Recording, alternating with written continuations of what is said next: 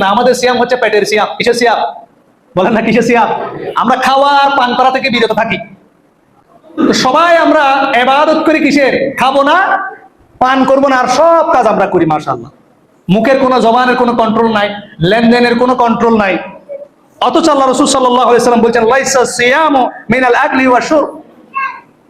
সিয়াম মানে এমন নয় যে আপনি শুধুমাত্র খানা এবং পানাহার থেকে আপনি বিরত থাকবেন, এটার নাম সিয়াম নয়। ইন্নামা সিয়াম মিনাল্লাহি ওয়ার রাফাস। সিয়াম হচ্ছে যাবতীয় অন্যায়, অশ্লীলতা, বেহাইয়াপনা, বেলেল্লেপনা, হারাম কর্মকাণ্ড থেকে বিরত থাকা। মিনাত তুলুইল ফাজরি ইলা গুরুবিশ শামস, একদম ফজর থেকে মাগরিব পর্যন্ত। ফাইন সাবাকা আহাদুন আও জাহিলা আলাইক, কেউ যদি তোমাকে গালি দেয় অথবা কেউ যদি তোমাকে মূর্খতার সহিত আচরণ করে, কেউ যদি তোমার সাথে ঝগড়া করতে চায়, ফালতাকুল ইন্নী সাইম ইন্নী সাইম, আপনি সেখান থেকে বিরত থাকবেন।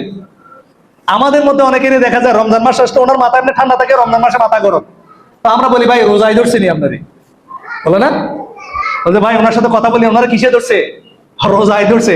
রোজায় কেমনে ধরে আমি জানি না, সারা বছর উনি ঠান্ডা থাকে, রমজান মাস আসলে ওনার নাকি মাথা গরম। লা হাওলা ওয়ালা কুওয়াতা ইল্লা বিল্লাহ। অঙ্গ প্রত্যঙ্গের সিয়ামের জন্য আমাদেরকে অভ্যস্ত হতে হবে।